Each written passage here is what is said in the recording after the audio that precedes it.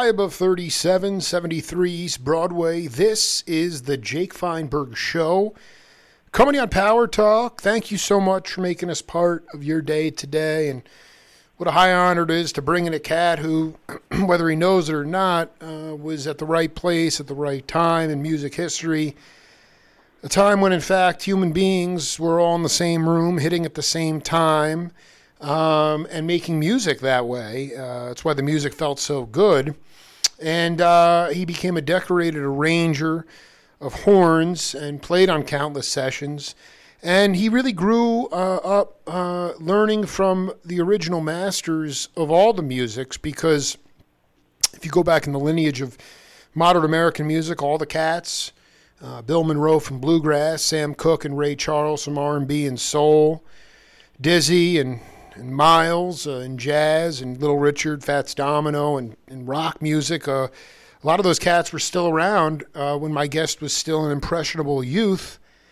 He turned it into a very viable career, and really it's an honor to talk with him. Jerry Hay, welcome to the Jake Feinberg Show.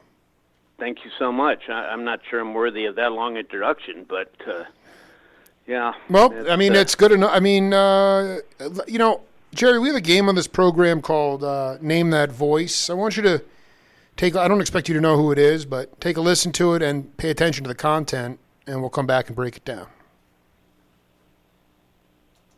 Well, we learned dynamic because we needed them to. We couldn't play full volume every night, and it's very true.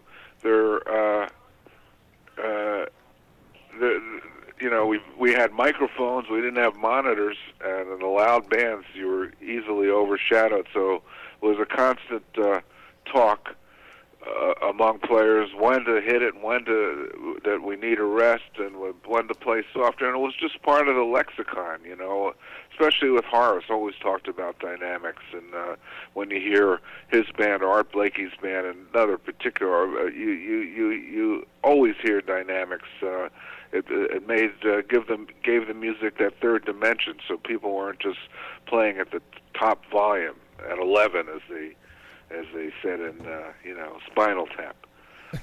It was just part of the acoustic music scene, and it was also part of the better jazz rock scene.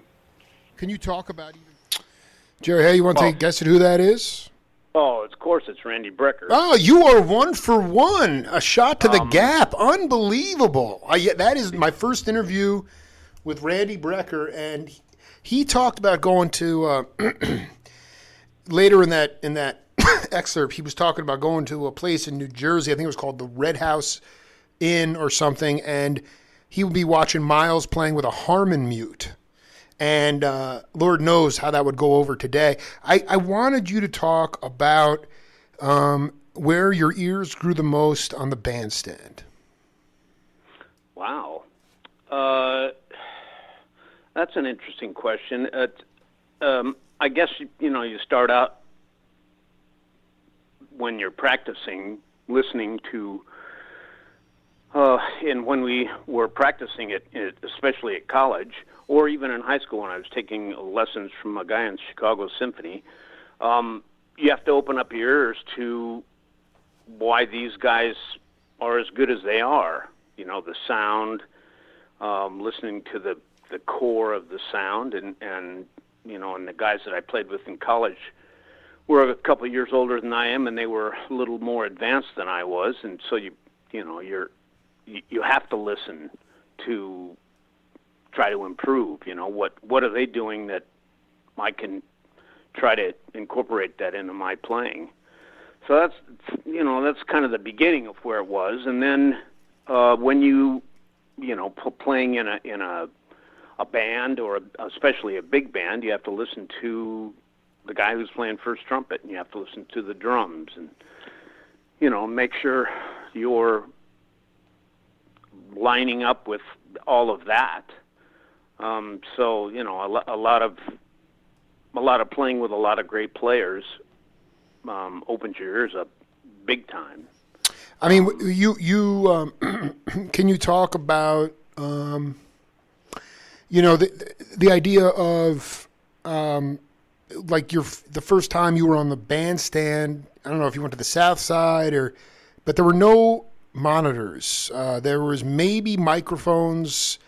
There may not even have been microphones for the upright bass. I mean, I remember Mike Mainieri talking about. Yeah, I mean, it was just a very loose scene, and as a result, well, this is what the great drummer Harold Jones told me. He said Diana Washington owned a club on the south side of Chicago. I was in the house band there. I played McKee's Show Lounge in the Pershing. He said, playing in different bands and different kinds of rooms, you learn how to play with volume, according to what you were hearing. I always had to do mine physically and acoustically. And I wanted you to talk about that. The reason he had to do it physically and acoustically was because he didn't have any amplifiers, and he was playing with a B3 player and a guitar player, and they were amplified. So in order to get a bigger sound on the drums, he didn't have monitors. He just had to do it physically and acoustically. And so I wanted you to talk a little bit about, with the trumpet and the horn, like how you increased the sonic nature of the music when you didn't have monitors. Well, I started kind of late and didn't really play in a lot of situations that didn't have, you weren't mic'd up. But, playing in a big band, hopefully the drummer is trying to listen to what's going on in the band and not just kind of bashing away. Right. So, that's kind of where it sort of starts from the drums, really, setting the level, and then, of course, when electric bass and guitar and electric piano and all that came in, and then that made it a little more challenging. And then when you're playing, as I started out with this band in Hawaii called Seawind, when we started out, everybody's mic'd up and stuff, but the monitors aren't very good, and right. So you have to just kind of control your own level as best you can and hope you're getting heard. Can you talk a little bit about today when I hear modern improvisational instrumental music, I don't really like labels, but I don't listen to a lot of modern jazz, but I was born in 1978, so I'm 43 years old, and the period of time that I love the most is the early 1970s in music. There was even I watch interviews with Dizzy Gillespie from 1972, and he's talking about how hip all the rock bands were because they were all jazz musicians. Blood, Sweat, and Tears, and the list goes on and on. There was just so many, and I just wonder about why, to my mind, every drummer, every horn player, in the late 60s and early 70s had their own individual sound. If you went up to somebody like David Garibaldi and said, hey, man, you sounded great. You sounded just like Sam Lay, or you sounded just like whatever, he'd want to slit his wrists. And now there's a homogenization of sound. I can't really tell who anybody is. And I wonder if that is a direct correlation. In your mind, why is that the case? Is that due to the fact that now the academy is basically an assembly line for students, and there's no guarantee of a gig after? Whereas before, you'd go to Berklee School of Music. I mean, already professional musicians were going there to maybe get off the road because it was eating them alive, or they wanted to learn a new instrument. So I wonder if it's the academic part of it, or it's the recording process of it. Why is there a homogenization of sound in melodic improvisation, otherwise known as jazz? Oh, that's kind of an involved question. I think that the radio has a lot to do with that. Explain that. Explain. If somebody plays and gets some airplay in a certain style, in the smooth jazz style, and is getting, a following going, then everybody's going to kind of jump on that. I understand that. I do think there are still today guys that I can tell who they are when they play a few notes. Very, not many, but they're out there, and those are the guys that are doing the best job of keeping their own individual sound. Mm-hmm. Guys like Wynton Marsalis, of course. Till Bronner is another great one. Saxophone, Kirk Whalum. Mm-hmm. He plays a couple notes. You can tell who Kirk Whalum is. There are guys out there that have that identifiable sound. And there, Chris Bodie, there's a really good example. He's leading the way kind of in that. So it's out there, but I think it's trying to fit into a mode and trying to make a living. Just maybe you could talk from a historic, just with perspective and hindsight. I mean, I don't believe that Jerry Hay was like, oh yeah, everybody begs, borrows, and steals from the people they look up to. And then at a certain point, you got to find your own voice. And I just wonder if definitively, if you can remember in the 70s, I guess, when there was a shift. I've talked to so many drummers who were like, they'd go in and the producer would be like, no. Don't play yourself. Just play straight beats. Play what that last hit was. Just play what that was, okay? Because we just want a hit. Do you remember discernibly when things changed in the studio from, wow, we're just, we're going to leave these guys alone? I mean, basically, when did the bean counters get involved, Jerry? Because they destroyed music. Oh, well, they've always been involved. No, but I mean, for a hot minute, they were like, hey, you know what? We're making money. Let's let these crazy MFers do their thing. And that's when the music took off. But I'm just saying, like, at a certain point, cats that were in charge of money all of a sudden thought that they could also dictate how the music should go. And I just wanted to know when you felt funny about being on sessions because it was just very synthetic. I never felt that way.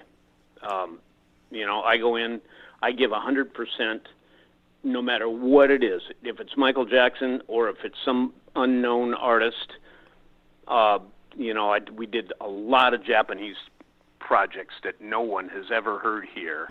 And we go in and we do give them 100% just like we're playing on a Quincy record or Earth, Wind, and Fire or anything else. You go in and you do your best work, and you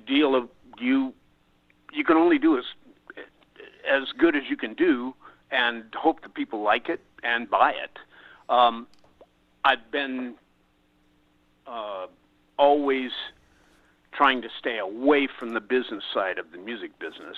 Fortunately, I can do that, and I don't have to deal with money much. I mean, yes, I have to make sure that we're going to get paid and it's going to be fair for everybody and everybody's happy, and I have to do that. But as far as the record company people, and however that happens. Totally. No. I don't mean it like that. I mean like, oh yeah, let's bring in Ian Underwood or Boddicker because they can make every instrument sound. Or Harvey Mason comes in with it and programs the drum machine to his beat. I mean, listen, Michael Melvoin, 1971, with Larry Bunker, Jerry Hay, Hugh Art Mason. You guys weren't in ice. I mean, maybe there were a couple of baffles. You were hitting at the same time. What I'm talking about is the idea of the organic ability of creation of music all together. And when that fundamentally completely changed, because you had cats that a sequencer or a synthesizer could make the sounds of the instruments that people used to deal with as a craft and as a profession. Well, if I'm involved, then there are going to be live horn players there. So that, I'm still not, that's still not a part of me in the music business. People ask me to write something, or when they ask me to play on something, there are going to be people involved, and we're going to go in and we're going to, it's going to be a horn session on whatever it is, whether it's on a synth track or live rhythm section. We're not going to be subject to any of that. Whatever else has gone on before, we come in, we do our job. So that's, that's not, I have nothing to do with that. I just go, we as a horn section go in and play as good as we can play and try to make the producer, the artist, who's ever in charge there, like what we do. Because if they don't, then they're going to either not use us or turn us down. So, that part of it, I'm not involved in. I guess maybe the albums, the iconic albums of the time period that I love, it was all pre-production. And I just wanted you to talk about as a horn arranger about the emphasis was all on pre-production. The band, the Brown album, or Big Pink, or Seals and Crofts with Louis Shelton. Those guys, Hummingbird, like those tunes, it was all worked out in pre-production. And then when the record button came on, you hit it, and there was no post-production. I mean, people were off to the next session. You didn't have time. People were out the door. And so that speaks to the humanity of making music together. And I wanted you to talk about a specific session early in your career when you really worked on the pre-production of the horn arrangements. Because here's the point, Jerry, listen, I know these are gigs, you have, your, certain threshold in terms of professionalism. At the end of the day, you just want to sing for your supper. But I'm telling you, man, I don't need to tell you this. It's all post-production today. And whatever you say about individual sound, I don't care how good the lyrics are of a song or how good the instrumentation is, post-production completely sterilizes the music. And so I'm asking you to go back early in your career and focus on pre-production, when you guys, like what the session was and how you worked out the horns and maybe the iconic music that came from that. It hasn't changed from the first day I was here to today. People send me a tune they want horns on. I work on it as much time as they give me to work on it. Sometimes they say, can you come in today? And I don't write a horn chart until we get there, and we kind of do it on the spot. To, like, say, the Al Jarreau records, when Jay Graydon gave me 2 weeks with the tunes, and I was able to spend 2 weeks working on those tunes. But still, to this very day, people send me music. We've been doing some John Legend stuff lately with Ryan Tedder producing. They send me the tunes. I spend as much time today on those as I would spend on a Michael Jackson tune. Nothing's changed for me. I would tend to say, I just got off the phone this morning with probably a dear comrade of yours, George Bohannon. I don't think you, Oscar, Bohannon, and Watts were sending each other tracks. There were no computers. I'm talking about when you were in the studios as a horn section, whether the rhythm tracks had already been laid down or not. If you could talk about the onus that was on pre-production, especially in the early 70s, you were not being emailed tracks to work on or things to work on in isolation. Well, I don't know where you're trying to go with this, but it's no different today than it was when I started. Quincy, send me a cassette of a tune. Here's the tune, do your thing. I get a cassette today, I get email today, they send me an MP3. It's the same thing. It's just sent in a different form. Wait, hold on. I want to be clear. No, because you're telling. Okay, so Quincy, I don't believe he mailed you a tape, but maybe he did. And then once you listen to it, the brass section, you guys would all be in the studio, and let's take it from there. You guys were all together hitting at the same time, like an Earth, Wind, and Fire. Let's just take that at 71. That's before me. All right, well, the All Music Guide has you as a composer in 71. When did you 76. Okay, so let me ask you, when did you do any studio work in Chicago? No. So never worked in Chicago. Interesting. So talk a little bit about how you found your way into the studio scene. I went to Indiana University, met another trumpet player there, and he left college and went over to Hawaii to start working over there, and then called me up to start work to see if I wanted to come over. So I said, of course, yes. Went over to Hawaii, and we formed a band over there, which was called Seawind. We were over there for 5 years, and we were playing as a band and also playing like Vegas-type shows for the tourists over there. And meanwhile, people from L.A. would come over either on vacation or they'd do a stopover on their way to or from Japan. A lot of musician people came in to hear us. And, we met a lot of people, one of whom was Harvey Mason. And Wow. He talked us into moving to L.A. and became our producer of the band for our first couple records. I met Gary Grant was in Hawaii, who was a trumpet player on everything I've ever done. Oh, my God. Dude, is that cat still with us, by the way? Absolutely. Oh, my God, dude. That is the most bad. Well, I'll tell you that story later. Go ahead. Continue. And so I met Gary in Hawaii, and then he moved over to L.A. a year before I did from Hawaii. So he was already established when I moved over, so he helped me out a lot. There was another guy, Chuck Finley, who's been #1 trumpet in town. Yeah, I dig him, man. Yeah. Long time. I met Chuck over in Hawaii and came over here, and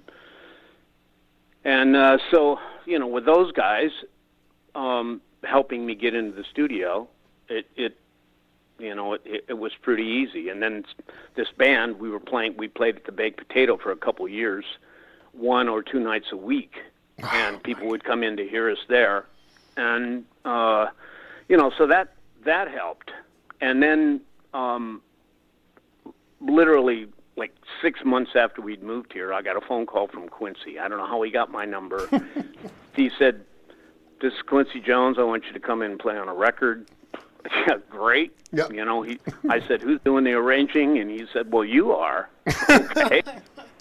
Okay. So, that was kind of the start of a wonderful professional relationship and a, great friendship with him. Can you just, maybe just, you can let your ego flow on this. I just am curious about what you felt your natural gifts were when Mace saw you guys in Hawaii. What was so intoxicating that he would say, "Why don't you come to," and what were you doing as a group that would make him say, "Hey, I want you to come and produce some of your albums"? Well, it was a kind of a unique group that we were playing literally a little bit of everything. Right. From Aretha Franklin, we had a girl singer who was from Hawaii. So we do Aretha Franklin, and then we do Mahavishnu orchestra tune. And then which one? Which one were you doing? Oh, we did. You know. I love that tune.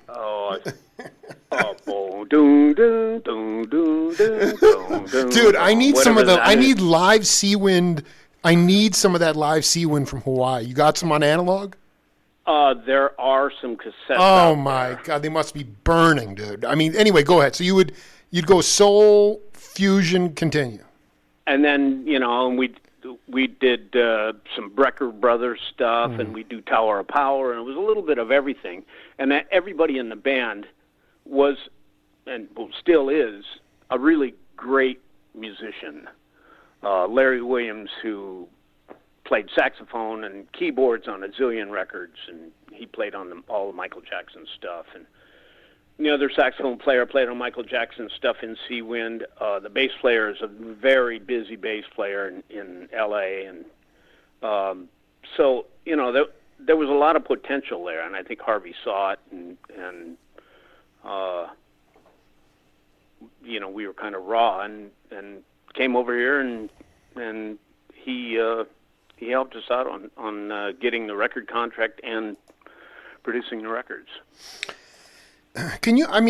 One of the L's of my show is leadership, and I just wanted you to talk a little bit about, I said that at the beginning, there were the masters of all musics were still alive when you were, in Chicago, and then in Seawind, and then basically in LA. And I even going back to Chicago, there were guys like Dick Shorey, and it just and then just so much amazing activity on the South Side, obviously at Pepper's Lounge. I just ask you about if you could talk about a seminal leader on the bandstand for you early in your career, and what are the most effective qualities of leadership that you still try to harness in your own way today? Leader, huh? Yeah. Well, it's... Let me just say something. Just to give you some fodder. The idea was that Dave Holland told me that, that basically when Coltrane joined Miles, he kept coming up to him and saying, "What do you want me to play? What do you want me to play?" Miles kept turning his back on him, and Train was perplexed. And then finally, after a little while, he realized, oh, Miles hired me to be myself, and he just started to be himself.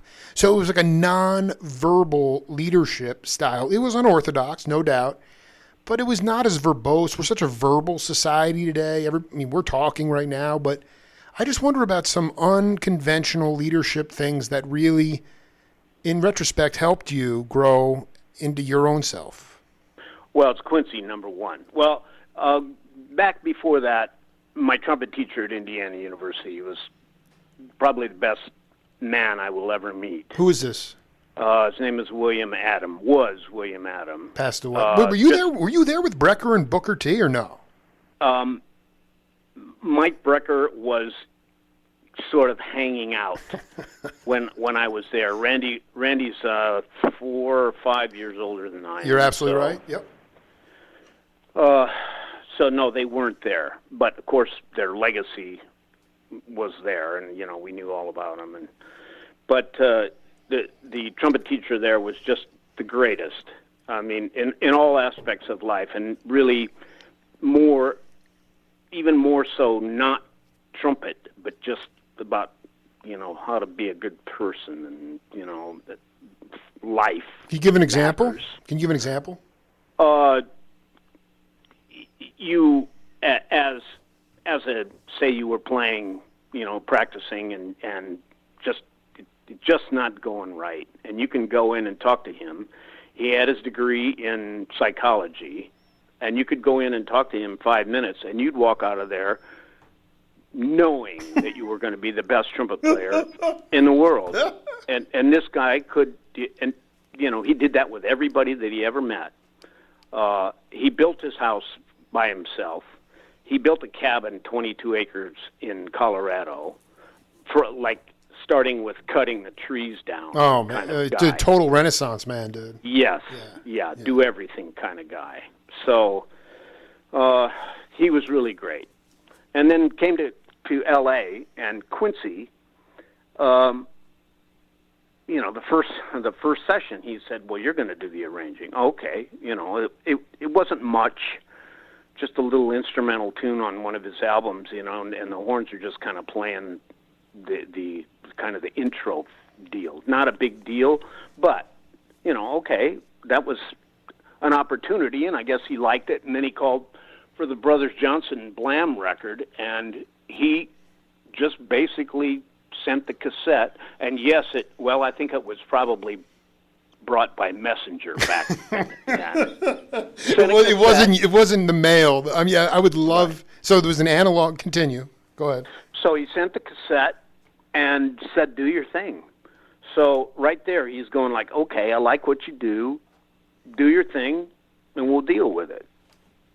So from that point on, that's all that ever happened. He would send me a cassette, do your thing, it got to DATs and MP3s eventually, but, do your thing, and, it'll be great. So that was really kind of I don't know what the right word is, but gave me that opportunity without having somebody over my shoulder all the time. And, basically all of that stuff on any Quincy record, Michael Jackson, any of that stuff, that's just, he hadn't heard a note before we walked in the studio. We went in, recorded it, and that's what came out. All right, so, just for the lay person like myself, so you'd get the tape, you'd work out, and there would be basic rhythm tracks or what? Yeah, and with Quincy, it was basically done except for horns and some, maybe synth overdubs, which he also, and then, a little later on, he also had me do synth parts and stuff and strings. Wow. He's the one that started. He asked me to write the strings on Off the Wall, and I said, well, Seawind at that point was out on the road, so I couldn't really write strings and hadn't written strings much to that point. Didn't feel comfortable doing it. So then a Shaka Khan record came, and he said, okay, you're going to write strings on this one. But, he kind of forced me into that situation, and now I'm kind of comfortable writing strings because of Quincy. So, it was that opportunity that he kind of forced me into. Yeah, what I'm hearing is that there's a couple things there where he said he had a lot of faith and trust in your creativity to do the job without really ever having. I mean, you didn't have to put a resume in. Maybe I guess somebody probably gave you a rec. Maybe somebody did. Anybody tell him that you were? Well, yeah.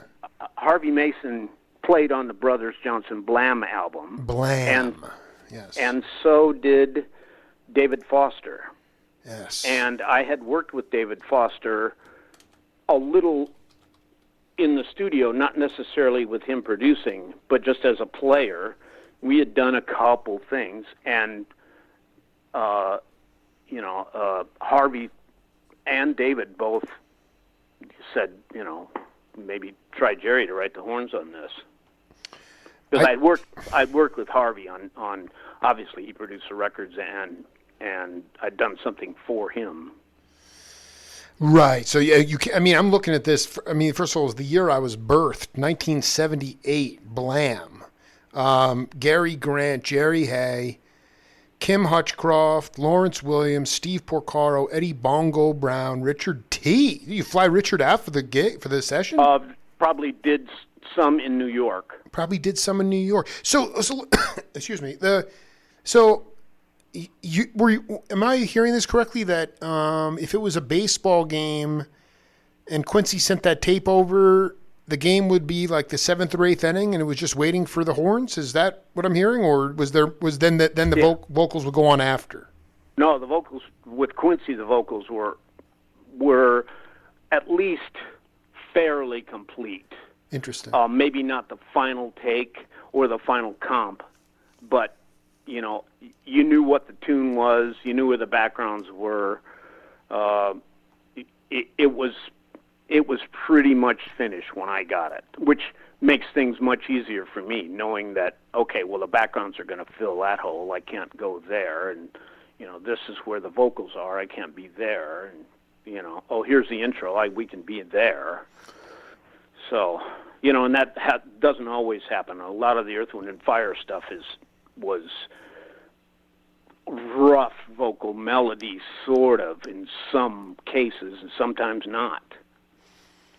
So interesting. So take it away. I mean, a rough vocal mix, obviously that's not going to be a master, but that was just a sketch for you. And then you would, real live bodies would be in the studio, and you would have practiced with the horn cats, and then you would play those arrangements with everybody at that point, or how would that work? Just horns. The only overdub horn situation. Right. I mean, we did do some live things, but not too many. Do you remember one specific one that was live that stood out? I mean, I cannot imagine the power. That to me is the hottest stuff, because that was the whole point about the band, or once they hit record, that first take is kind of where it's at, or the second take. I mean, is there a live studio performance that really stands out to you?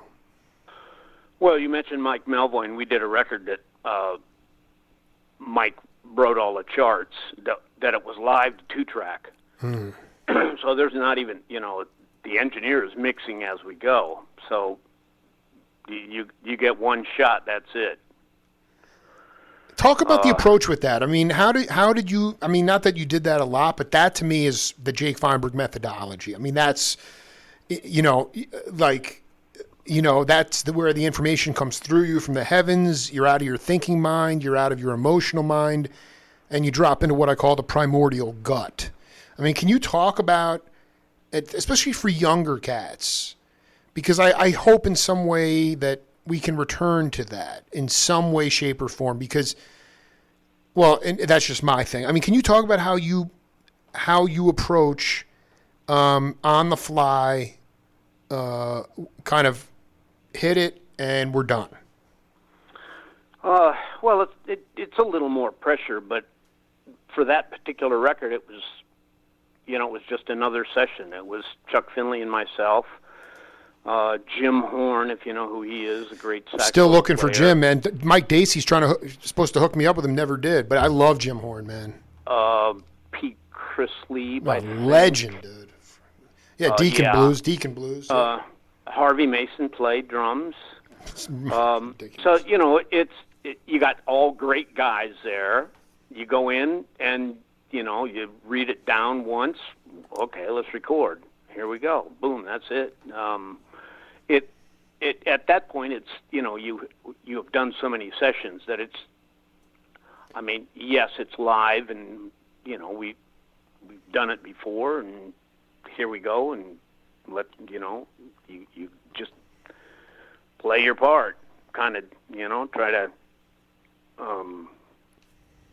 be in there with everybody else and make sure it's all good. But yeah, it's a really good record. That one. The Melvoin. But didn't do that too many. But we played on a zillion movies and TV shows and stuff, and that's all live, everybody all at the same time. So it literally is, it was just another session.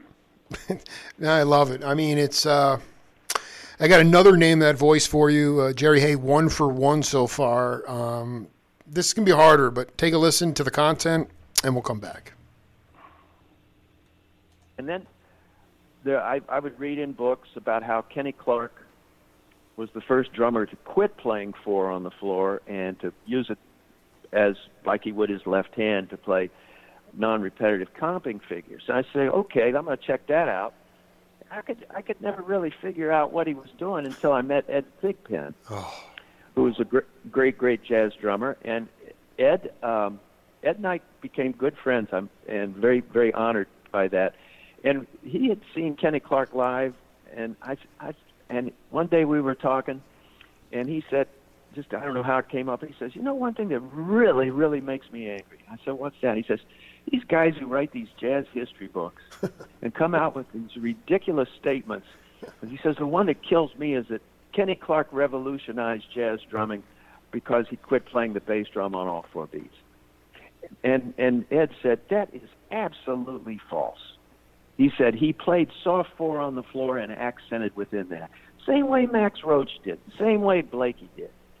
So there was a great misconception that all of a sudden everybody thought, oh, wow, man, everybody's done with four on the floor. I got some recordings of Tony Williams with Miles. Or if you've got a good amplifier and can switch channels on it, you can hear him playing soft four on the bass drum. I've heard Elvin play soft four on the bass drum. So, I mean, that is the kind of BS that distracts people from really listening to and thinking deeply about the music. It's a stereotypical judgment which has absolutely no background or basis historically. Jerry, that was an interview I did with a drummer who played with Woody Herman named Ed Soph. And that's who I would have said it was. Are you kidding me? I'm so sorry, dude. Are you kidding me? Because he mentioned Ed Thigpen, and I knew they were close friends. Dude, I am talking to you would have been 2 for 2, man. Oh my! Because they're that Gary Grant was from North Texas, and all those guys are North Texas guys. That's how I wouldn't have recognized Ed's voice. I cannot believe that you had Ed Soph on the tip of your tongue. I did, yeah. Oh my gosh.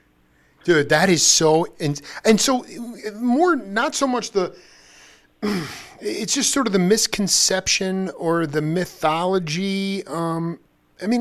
Is there, I guess as it relates to making, and it sounds antithetic, making a hit. I mean, you've been on so many records, you've been contributing with Quincy on so many hit records. I mean, there's a huge misconception in my mind out there about wanting to make a hit, and you're never going to make a hit. It's going to just come. I guess, what are the ingredients in your mind that still hold up today about creating the conditions to get something, to get traction on a tune? What are those things, and what are some of the misconceptions that you hear or people are always riffing on that you just roll your eyes and say, it's not it? Well, the conditions for a hit record, I would say there is no set rule to make a hit record, other than you got to have a great song. You can have the world's greatest singer singing a bad song, and it's not going to go anywhere. And vice versa. You can have a bad singer singing a great song, and it can be a hit. Quincy set kind of the standard rules for that. The vibe in the studio was always amazing. If you were in the studio with Quincy, he made you feel like this record's not going to happen unless you're here. And he made that very apparent and made everybody feel like that, including the second engineer and friends of people who were in there. It was, a love fest in there, really. And can you talk about this is the next L on my show is Love After Leadership. Was he in there he was pumping people up, telling them what they wanted? I mean, how did he get that? How did he get the best out of everybody? Which he did. He just, there was. You never felt any pressure from Quincy to produce. You walked in. It was like a family atmosphere. Everything was loose. Telling jokes, having a good time. Food was there. No pressure on time restriction, anything. Quincy's engineer, Bruce Sudine, who just recently died, like all-time killer engineer. The stuff just sounded amazing. It was just, everything about it led you to want to do your best for Quincy. Wow. Just because it was just that great to be there. But then you can go to, other producers who totally go about 180 opposite direction. That they are, hands-on, have to know every note, have to, analyze what's this and try to, interpret their idea of what the horn should be and be a kind of a controlling force in the studio, which Quincy is, but you don't know it. It's an amazing thing. It's the Zen master kind of thing there, right? You're in there, and for some reason, stuff always sounds like Quincy, and nobody knows why. It's so crazy. Oh, man. So, but the other guys, the controlling producers who have to know everything about it and have their input on all this stuff. They also have a lot of success. So it's not necessarily the process. I think it's more the tune, and then the artist to pull it off. It can be even bad sound, and a good song will still come through. The cat who just passed away, Bruce, the engineer. Swedien. Yeah. This might seem. I'm curious about his miking techniques. Again, one of my hang-ups today with modern recording is just every drum on the kit is mic'd now. Leakage, which I love, is a thing of the past. Not everybody. I think part of the magic of the way it sounds, it always sounds like Quincy, is the way things were mic'd. How did Bruce mic the room to get that vibe? Well, it's John Robinson playing on most of it. I mean, Jeff Porcaro played on Beat It and a few other things. But Bruce was really a giant in the technical aspect of recording, and he had his own microphones. He did. That he bought new. Wow. And like the mics, his vocal mics. He's recorded, Billie Holiday and Dinah Washington and Frank Sinatra and Ray Charles and Michael Jackson and these crazy microphones that he bought new. No one else has touched, and they looked brand new, and they were 60 years old.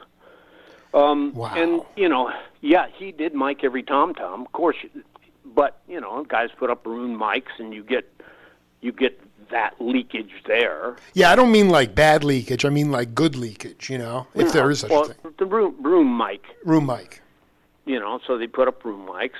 And any decent engineer does that now. I mean, the problem today with a lot of it is that, there aren't live drums. Not a problem, but it's it's a different sound. It's not live drums on very much. That's right. Anymore. Mm-hmm. That pop stuff. I mean, even like smooth jazz stuff. Not much. So it's you have a snare track and you got a bass drum track and you got a hi-hat track and everything's discrete, and so there is no leakage. Right, and there's a lot of So the compression is what I mean. It's and it's also the way it's. To me, like the beauty of some of the iconic records. There was space. It just felt like there was some breathing. Machines can't breathe. So when it comes to rhythm, that's what I'm hearing. There's just no human element, heartbeat to that, which takes that away. I just wonder about, were you guys all, I don't have the right words for it, but were you all, as the horn players, were you all trying to play to a couple of mics? Were you all mic'd? How did the horns get mic'd up? It was 4 or 5 piece horn section when we would go into with Quincy. Usually, we did some Quincy big band things that Al Schmidt, another wonderful engineer. Rest in peace. Yeah. And he would have a mic on each sax of a big band of, so for 5 mics on 5 saxes, 4 trombone mics, maybe only 2 trumpet mics. But with Bruce and Quincy stuff for, all of Quincy's records that we did on these 4 or 5-piece horn things, there would be 1 mic for 2 trumpets, and then a mic for each of 2 saxes. It would be 2 mics and 1 trombone mic. And we would be, standing in kind of a semicircle, very just kind of basic stuff. But, Bruce's great mics made a big difference. I want to read this. This is what I wanted to articulate from my interview with David Spinoza. He said, big bands didn't have a mic on every saxophone. When you hear a big band record today, they sound a little sterile compared to when you hear an old Count Basie record, because the band, this is the key part, the band balanced themselves. You had a few mics and you would capture what you would capture. The bass didn't have its own mic, so you'd hear the bass in the background, but it wasn't as audible as a big band today. They'll mic every instrument and it's almost too crystal clear. In that crystal clearness, you get that sterile sound.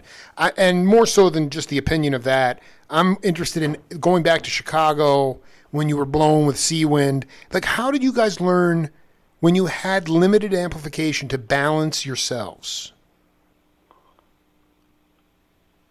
So that one cat wasn't blown over. I mean, you guys, that's where your ears were. That's what I mean about your ears growing a lot.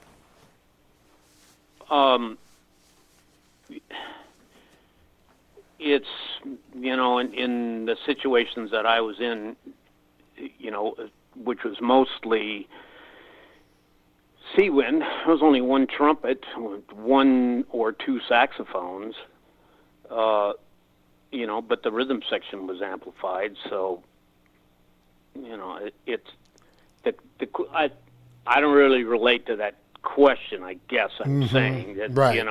Yeah, this wasn't like you weren't playing in Woody Herman band with Al Cohn, Zoot Sims, and where 4 saxes had to balance themselves.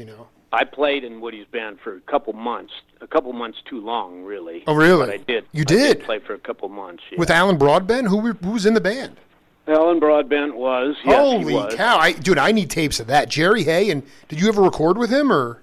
No, I got out in a hurry. Now tell me something, because I thought Woody's story was pretty heartbreaking. You're saying it was not a great. Oh, it was just the politics in the band was kind of funky. Toxic, yeah. No, I dig. So yeah, no. So I'm not saying that you were part of the big band era, but I guess in general, how did you?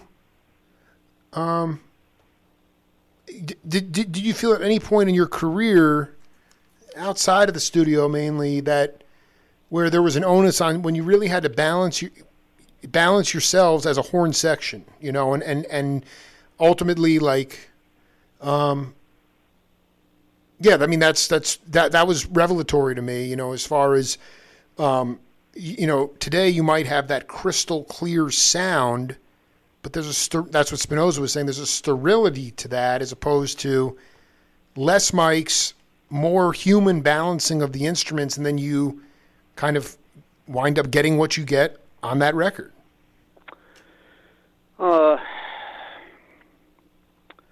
Yeah, I guess so. There are some pluses and minuses to both sides. If you have 4 trumpet players and 2 trumpet players are real strong players and 2 trumpet players are not strong players, the balance is going to be funky. Right. So you're not going to hear, maybe the 3rd trumpet has a hot note and he's a weak player. You're not going to hear it. So, that's, you're losing that quality there. And if, that, like the Gordon Goodwin stuff, that's Tommy Vicari is the engineer on that. Not every trumpet has a mic, but every other instrument has a mic. and those records sound great.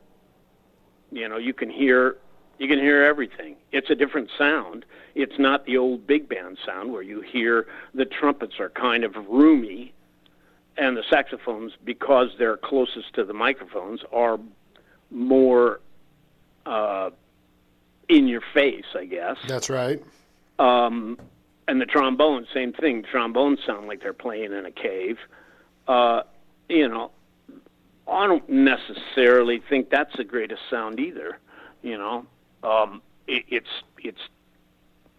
It's not a good balance, and it's set up with the saxophones in front, trombones, and trumpets, and so the saxophones are closest. If you just have a couple mics out front, the saxophones are closest, and they're going to be heard, and they're going to be close sounding, and the trumpets and trombones are going to sound like they're playing in a cave. So, and then the drums are going to be washy, and there's not going to be any bass, and so there's good and bad things about both. It just popped into my head because I was reading that quote from Spinoza when he was working at Atlantic, and he was heading out to do another jingle at another studio, and Arif Mardin and Dr. John were like, "Hey, come in here, man. We need you to do an overdub on this guitar overdub on this song, this meter song." And originally it was going to be a sax solo, and but they wanted a guitar, and so he tuned up, had a little amp, had about 20 minutes, and he does his first take, and he's like, "Oh, I hit a clam. Can I do that again?" And they both looked at him and said, "No, that's it. We're good." And he walks out of the studio, and maybe 3 weeks later, he's got like 6 guitar cases around him, and he gets into a taxi cab, and the cab driver's like, "Yo, man, check out my favorite. This is my new. You're a musician." And he's like, "This is my new favorite tune," and he throws it on, and it's "Right Place, Wrong Time" by Dr. John, with his solo on it, with the clam on it. And he goes, "That's me." And the taxi driver's like, "You're full of crap, man." He didn't believe him, right? Was there? But that was the magic of the fact that you had music people, Arif Mardin, Wexler, Dorn, Quincy. I mean, it didn't matter that it was a clam. It made it made the tune.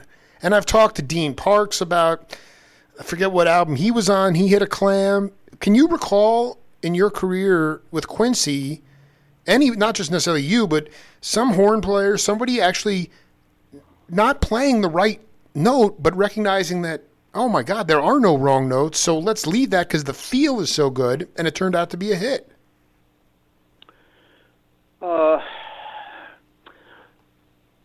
Maurice White when we would go into the Earth, Wind, and Fire sessions, and he was great in the studio, so he would, same thing, send me a cassette, and I'd do the chart, and, there was nobody knew a note that I wrote before we went into the studio. Wow.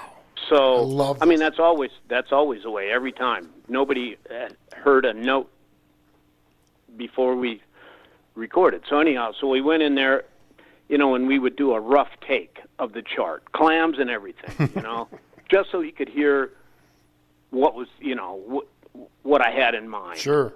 And he would come up with some suggestions sometimes. And he, a couple times he would sing a thing, and I'd say, "Well, Maurice said, that's kind of, so that note you're singing right there is not really a note in the chord." And he said, "I think it sounds okay to me."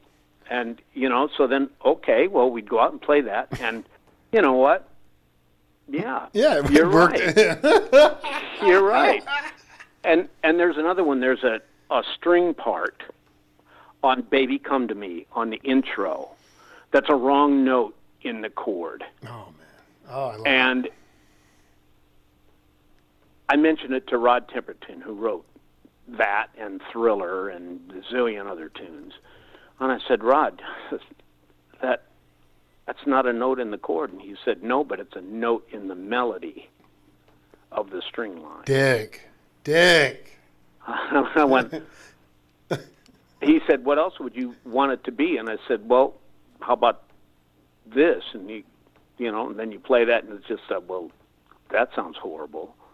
Same thing. So, right. And another one, there was Johnny Mandel's string chart, on a Lee Ritenour tune, and it was just it was like breathtakingly beautiful, except for this one thing. Lee wanted Johnny to change a note.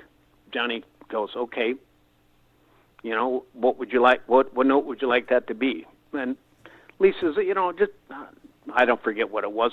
Try a G there. So, so he tried that, and Lee goes, no, it's not. They kept trying notes, and then Lee says, well, let me hear what you got again. And he played it again. He goes, oh, yeah, that's great. Let's just, So, yeah, those kind of things happen, and it becomes, the melody is stronger than the wrong note.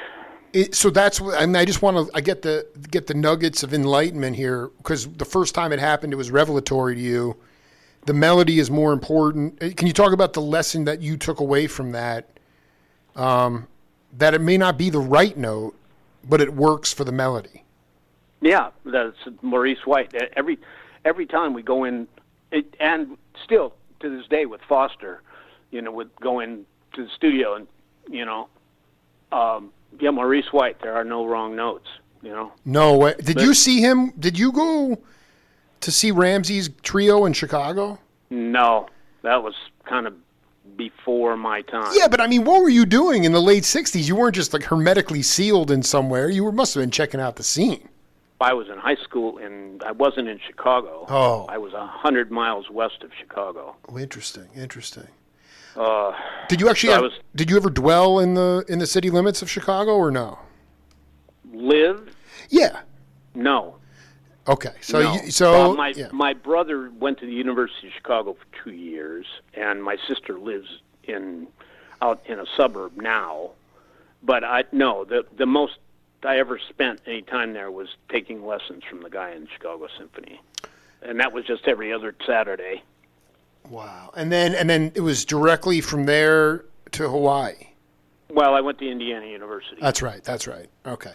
I got one more voice for you. I'm not going to say you would. I'm going to give you the Ed Soph one. You're 2 for 2. So let's get this one and we'll come back. Well, love to me is what makes everything go around. I think that love created the universe. I think that if you say you do not believe in God, you're an atheist or whatever, I respect that. I think we all need to respect how each other feels about things in life. But for you to say that you don't believe in God, and if you have a little daughter or a little son, and you look in their eyes, you can't tell me that you don't believe in love. Mm-hmm. And to me, God is love. So I don't think I need to go any further with that as far as that's concerned. And mm-hmm. I also believe that and especially at this time in the world, what's going on out there in the world, it's just insane. And we need to hold on to love. We need to hold on to what love is. We need to realize that there's a heavy struggle going on in the world, and I don't think any of us really understand. We don't understand it like we should. But I know one thing for sure, that this world needs love. It always did. Jerry Hay, who is that?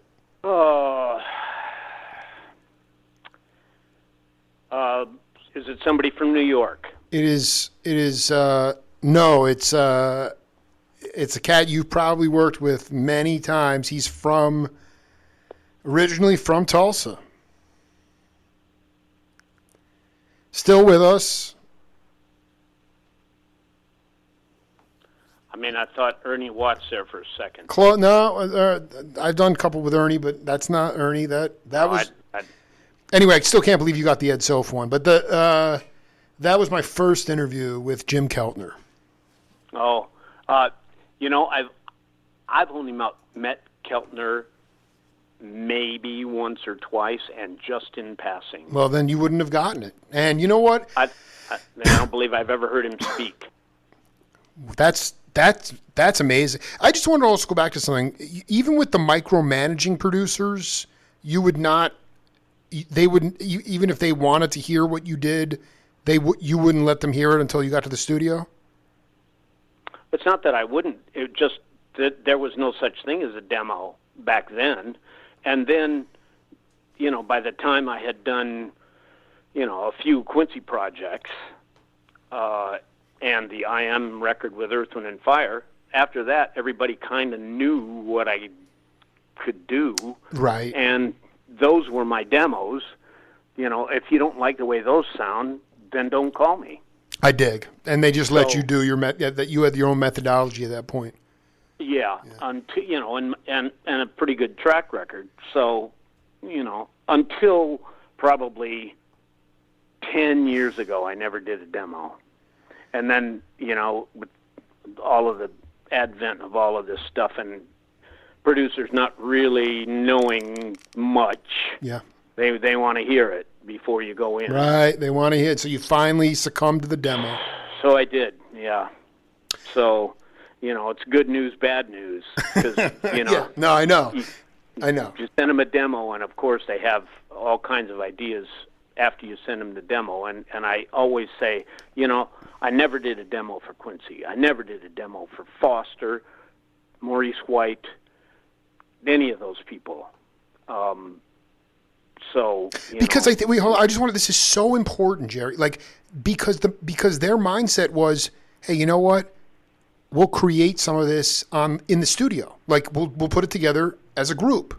Like, we don't, because look what you're saying. You just nailed it. You said modern day producer, they get their hands on it, then all of a sudden they got 29 brilliant of their own ideas, and before you've even played a note, you've just been intellectualizing everything. I mean, that's it right there, as opposed to just coming in saying, all right, this is what Jerry put together. It sounds good, or we can do this, right? I mean, there's something there about the collaboration component of it that's missing. Well, I mean, they're still collaborating. I mean, they are saying, okay, that's true. well, that's true, we like some of what you have, which is basically what happens.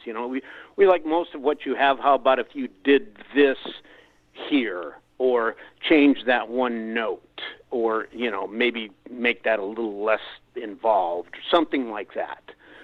So they'll come back. It's usually pretty good comments, like we would do in the studio, just not wasting a studio money time.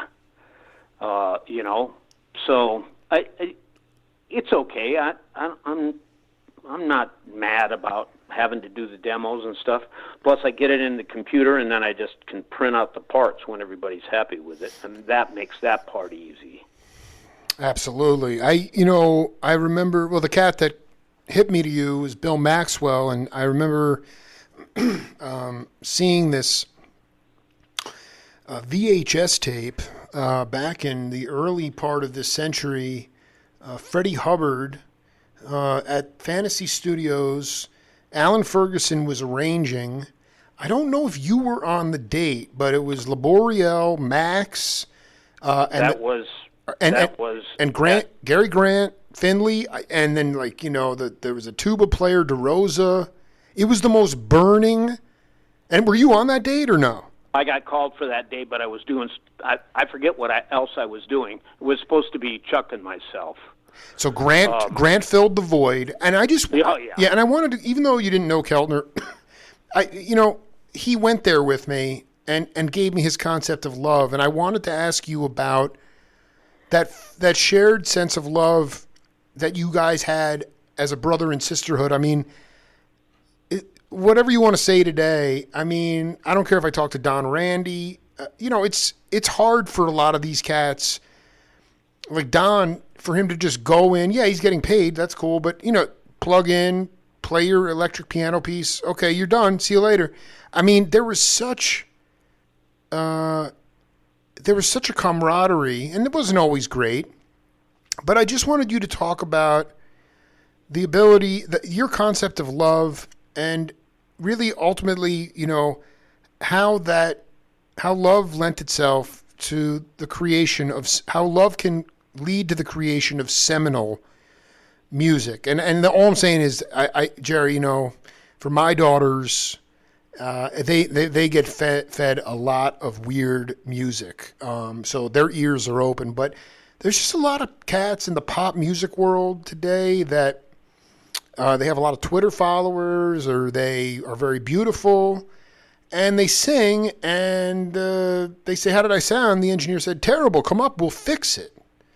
And it's the lack of authenticity, and the fact that a lot of quote unquote pop artists today cannot perform live if their life depended on it. And I just feel like the love of the community was seminal to making so much amazing music, and you were there, so I just wanted you to riff on that. Well, yeah, I think back in, when we were really doing a lot, I think artists had to be singers, had to really be able to sing. Right. And there aren't that many out there today that really can sing. There are some great singers out there. I'm not saying that, but for the most part, the people that are, that usually have the biggest hits, can't sing, unfortunately. But there are people like, a lot of people that are really great singers. Christina Aguilera and, I can't even think of any. No, and I just want to go back. It's fair to say that in your collaborations with someone like Quincy, you never worked with somebody who couldn't sing. No, Yeah. James Ingram, Michael, George Benson, Patty Austin, Right. Donna Summer, Jeffrey Osborne, Whitney Houston, Right. many times. Aretha, I played on a lot of Aretha stuff. It's just Frank Sinatra. I played on some of his stuff. It's a pretty high bar you're riffing off these people. They go to all really sing. Elton John, Dolly Parton, everybody, all of those people can really sing. They're all have their own style. And there was no electronic miracles to help them out. Right. So obviously there was a certain threshold there. What do you feel? Do you feel like that authenticity in the fact that people really could sing, and there was no electronic miracles, that lends itself to seminal music and the increase in musical vocabulary? I mean, Harvey saw you and said, well, these guys can extend the vocabulary of music, and hopefully we can get that in the studio. Same with all the stuff you did with Quincy, stretching out rhythm and blues and soul. Do you believe that love and humanity leads to seminal music? Well, if Quincy's any indication, yes, because he just gives out that aura of love and respect to everybody that is in the studio, and I do know that has a big part of why his records sound as good as they do, and the music is speaks for itself. Has it rubbed off on you? I mean, do you still tell me a little bit about what is something that I just interviewed John Densmore for the second time, and I asked him about the pandemic, and he goes, I'll never take anything for granted again. And some people are like, well, I kind of retired anyway, and then obviously my peers and road dogs are just jonesing to get back in some sort of domestic touring circuit. For you, did you have a failure of imagination that something like this could happen? I'm not saying that maybe you've done better financially this year than I know a lot of people that are doing just fine financially, but as far as is there anything that you want to do, or coming out of this thing that's on your bucket list that because of the shutdown, you're going to approach it with a state of urgency? Well, the bucket list kind of, for me, musically, is pretty full. I dig. But what are, I mean, maybe not the bucket list, but like, what are you jonesing to do? Is there anything like you're like anything that's been, I don't want to say disrupted, but I mean, so much. Well, yeah, go ahead. It would be nice. We have done some things remotely during all of this, just because you couldn't get into a studio with, any number of people. So it would be nice to be able to get back together with the guys in the horn section and go in and play something in a horn section with my son, who is now Harvey Mason Jr.'s engineer. Wow. As the wheel turns. So we go in, with my son as engineer, who is brilliant, and guys in the horn section, and, get back to doing it that way, as opposed to me sending off a file to Wayne Bergeron to play trumpet on, right, and Dan Higgins to play saxophone on, and Andy Martin to play trombone on, all separately. And then they send that to my son, and then we talk over the phone, and he sends me a mix, and, it's kind of a mess. So that, I look forward to the day we can get back in the studio all together and play again. And, and the same thing, I try to keep that Quincy vibe as much as I can going whenever I do a session. We've been working together for a long time. Bill Reichenbach on trombone, Gary Grant, Larry Williams.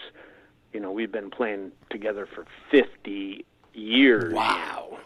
Yeah. That is awesome, crazy. Dude. So, I mean, that's the thing is you with your peers, you want to just get back into that studio, humanity, like where we started the show. I mean, just the idea of it's a little bit disjointed with all the separation, No, definitely. And we now finally vaccinated, so, we've been, been able to see my son and his wife and their 18-month-old daughter, yes, which has been good. Your grandfather now. Yeah. Yeah. And, that's been good. And so, the next step is getting back in the studio. Before I let you go, can you tell a good Al Schmitt story? All Al Schmitt stories are good. What is his legacy to modern American music? Just making it all sound as good as he did. I go back and listen to some of the things that we did kind of early on when I was here in the career, some of the Michael Franks and Yellow Jacket, some of those things, and it's still, you listen to it and it's like, oh, well, crap, that sounds like it could have come out today. Joe Sample records. Al and Tommy LaPuma did a Seawind record. All the Diana Krall stuff, when all of the Klaus Ogerman stuff. Oh, man. It's on and on and on. George Benson, and you'd be here all day talking about Al Schmitt. The best thing about it was, and again, with Al and Tommy LaPuma, legend. The class acts, old school, hire the right guys to do the right job, go in and have a good time, and create some good music. Phil Ramone, another one of those guys, that, they're kind of few and far between. These Arif, that you go in, that with Al there, the sound is going to be great. Tommy LaPuma producing, the music is going to be good. Quincy, Phil Ramone, Arif, all of that. So, it's as far as Al, he's done so much. God, I don't even know how many records I did with him. 45 years I just, that's I think that it's magic. What was the greatest thing? I mean, you talk about Quincy with the love vibe and making everybody feel part of the family and getting inspired. What was Al's? What was he like as a person? Just great. Yeah. You go in, friends with everybody, very friendly to everybody, making you feel like you deserve to be there, right. like he's glad you're there. The same thing. Just making you feel like an important part of the whole process, and it's going to be great on his end. He's big, 70 years, however long a track record that he's got. It's going to be great. So it was always great with Al. Just wonderful guy. It was he and Bruce both, and another guy, Ed Cherney, another engineer. Those three, and then the last couple of years are kind of hard to take. I'm sorry, Bruce. Bruce, who's Bruce? Bruce Houdin. Oh, Bruce. Yeah, that's right. Yeah, no, I know, man. Like that's the. Well, I mean, Jerry, let's. Can we do set 2 maybe next week? I got a few more things I need to talk to you about. We've been cooking here for about 80 minutes, though. Yeah, possibly. Again, depending on what time, but what day. Let's figure it out. I mean, did you have a good time? Yeah, it was okay. All right, cool. All right, yeah. So I'll reach out to you, but really, man, I mean, thanks for dropping some knowledge, and just know that. I think you know this, but you're blessed to be able to take your true nature and do what you love and make a living doing it, and be around all these seminal people that have helped shape who you are as well. So just keep straight ahead, my friend, and we'll do it again. Okay. All right. Take care. Take care. Bye.